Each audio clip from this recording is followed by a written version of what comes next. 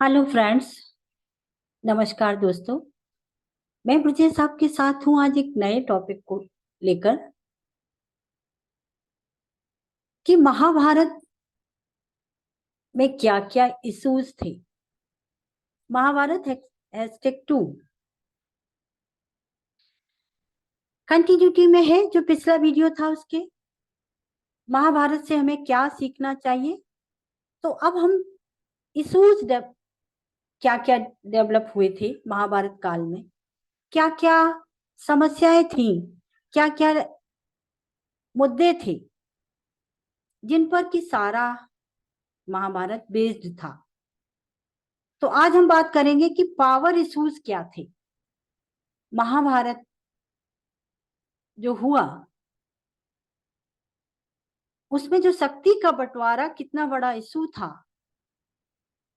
Position का बंटवारा कितना बड़ा इशू था, और ये समस्या, ये इशू, ये मुद्दा किस तरीके से विकराल रूप ले गया जिससे कि महाभारत हुई। अब महाभारत में शक्ति का वितरण, शक्ति का बंटवारा दो लोगों के ही बीच में था, कौरव और पांडव। और कौरव और पांडवों के बीच में जो भी मुद्दे थे वो हस्तिनापुर की गद्दी को लेकर शुरू हुए थे। और हस्तिनापुर की गद्दी पर पहुंचना जो मुद्दा था वो इतना भयावह कैसे हो गया कि जिसमें परिवार के ही लोग एक दूसरे के लिए दुश्मन हो गए। तो महाभारत बेसिकली है क्या? जो इंसान में कमियां होती हैं, जो ह्यूमंस गलतियां करते हैं, उनकी एक स्टोरी है। Mahabharata is all about the weaknesses of humans. जो कमजोरियां होती हैं उस पर बेस्ड है। कभी वो भावनात्मक कमजोरियां, कभी निर्णय ना ले पाने की कमजोरी, सही समय पर सही निर्णय ना ले पाना, जो मानव जाति की कमजोरी रही है। सारे पात्र जिससे ग्रसित थे महाभारत में, उसी का एक कारण बना शक्ति का बंटवारा। उसी की वजह से एक मुद्दा बना शक्ति का बंटवारा, पावर डिस्ट्रीब्यूशन। ये मैं आपको थोड़ा सा इनके परिवार का इतिहास बताना चाहूंगी कि शकुंतला और दुष्यंत की कहानी से इनके परिवार की शुरुआत होती है। तो शकुंतला और दुष्यंत के पुत्र थे भरत, जिनके की 9 बच्चे थे। कहते हैं कि इनके 9 बेटे हुए, लेकिन इनमें से एक भी हस्तिनापुर की गद्दी को संभालने की काबिलियत नहीं रखता था। कहना मैं ये चाहती हूं कि जो राजा भरत थे, शकुंतला दुष्यंत के बेटे, जब उन्होंने इस बारे में सोचा कि उनके बाद कौन इस गद्दी पर बैठेगा, कौन शासन संभालेगा, तो उन्होंने, कहते हैं कि कुछ समय तक राजकाज से निवृत्ति लेकर, राजकाज को छोड़कर, दूसरों को देकर इस विषय पर बहुत सोचा और हर एक बच्चे के बारे में सोचा कि 9 बच्चों में से, 9 बेटों में से कौन हमारा वारिस हो सकता है और हमारे देश को संभाल सकता है। कहते हैं कि अंत में उनको ये समझ आया कि उनके 9 बेटों में से कोई भी इतना सक्षम नहीं है जो राज्य की हिफाजत कर सके, राज्य को संभाल सके और सत्ता को चला सके, उनके राज्य को सुरक्षित रख सके। तो उन्होंने निर्णय लिया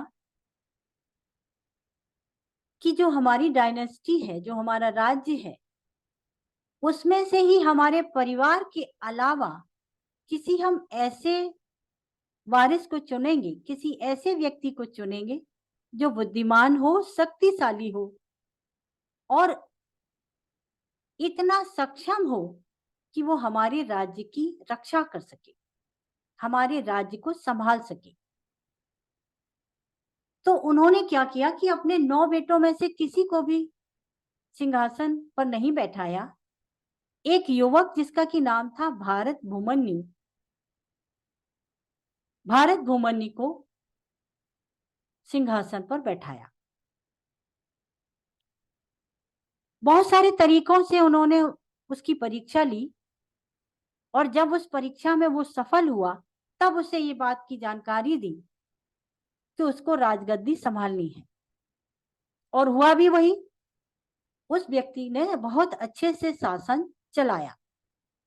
उसके बाद हुए सुभोधरा, भरत भूमन्यु की संतान थे सुभोधरा, और उनकी संतान थे हस्तिन, जिन्होंने हस्तिनापुर बसाया।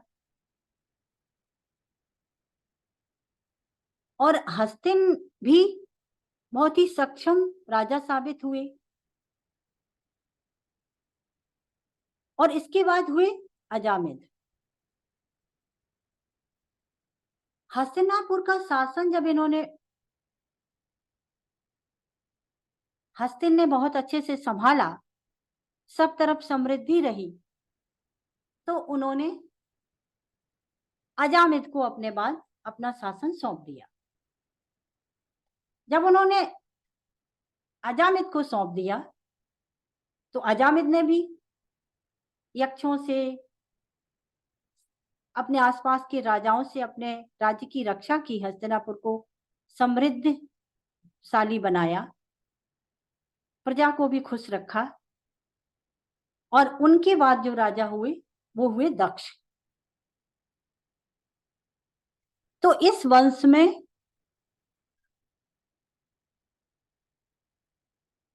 दक्ष के बाद सनवर्ण हुए, फिर सनवर्ण के कुरु हुए, कुरु के शांतनु हुए, और शांतनु से फिर भीष्म, चित्रांगदा, विचित्रवीर, व्यास हुए, जिनकी की संतान थे धृतराष्ट्र, पांडु और विदुर। सब मिला के हमारा कहने का मतलब ये है,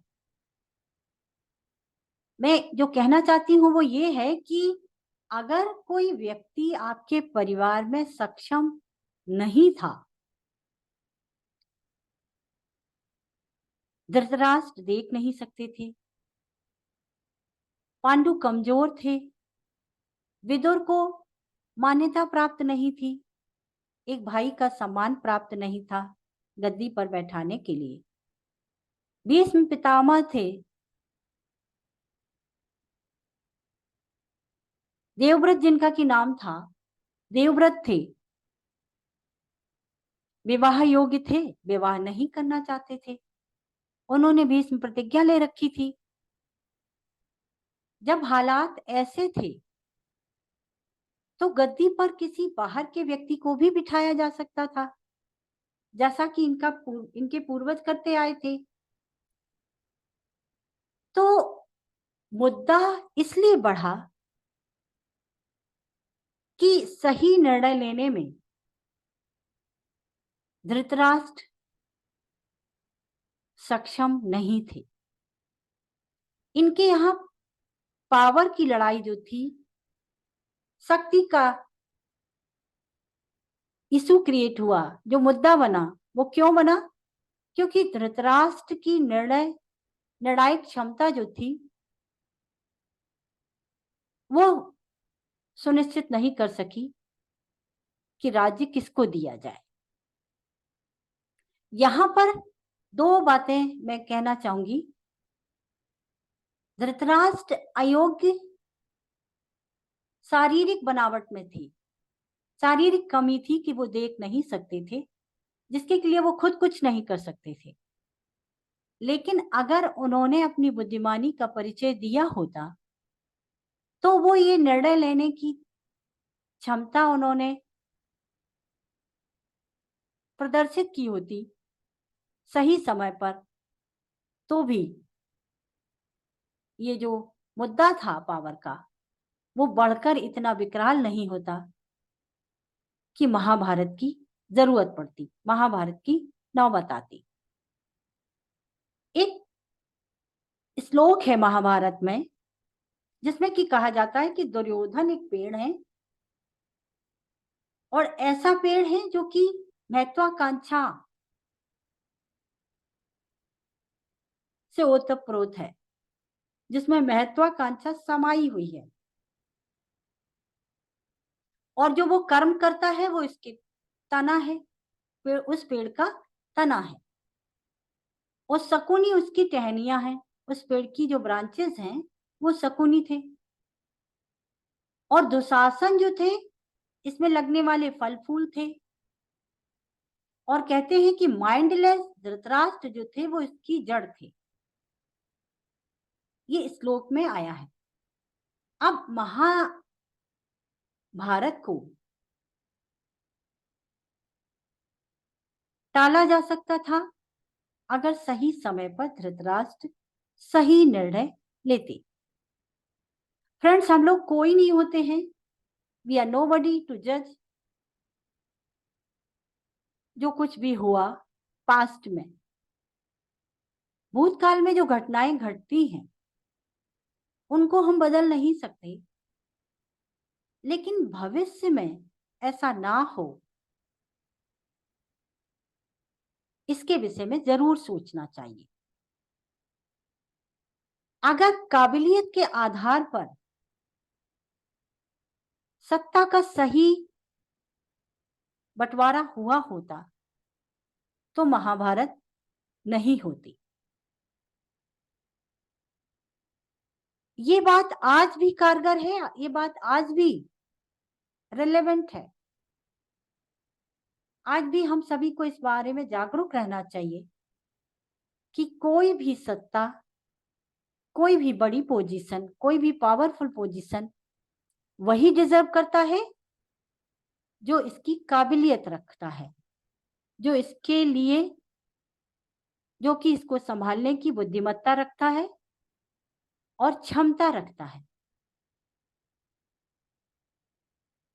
महाभारत से हमें ये सीखना चाहिए कि सही समय पर सही निर्णय ना लिया जाना कितना भयावह रूप ले सकता है। फ्रेंड्स, मैं ब्रजेश मिश्रा आपके साथ हूं महाभारत के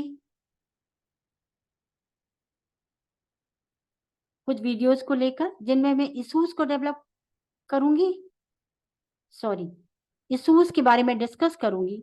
जैसे कि आज का मुद्दा था परिवार में पावर का बंटवारा, परिवार में पावर का डिस्ट्रीब्यूशन। अगला मुद्दा होगा वुमेन इश्यूज, महाभारत में महिलाओं के बीच, महिलाओं की किस तरीके की रिलेशनशिप थे और उनकी क्या पोजीशन थी महाभारत काल में। महाभारत में जितनी भी महिला पात्र थे उनकी क्या पोजीशन थी उनके राज्य में, उसके बारे में बात करेंगे। Thank you very much. हमारे वीडियोस को लाइक कीजिए, सब्सक्राइब कीजिए। नमस्कार, मिलते हैं अगले वीडियो में, तो प्लीज देखना ना भूलिए। Women condition